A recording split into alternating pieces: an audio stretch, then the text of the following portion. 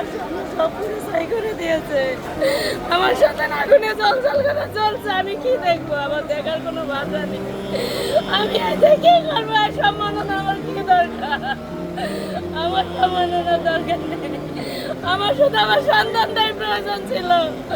আমার একটা মাত্র ছেলে ছিল। আমি শুধু আমার সন্তানটাই মানুষ করতে চেয়েছিলাম সুনাগরিক হিসাবে। আমি পারি নাই। আমি লজ্জিত মা। এই দেশ আমার সন্তানকে নিরাপত্তা দিতে পারে নাই। এই দেশ আমি আমার ব্যর্থ মা। আমি পারি নাই আমার সন্তানকে নিরাপত্তা দিতে। আমি নিরাপত্তা দিতে পারি নাই।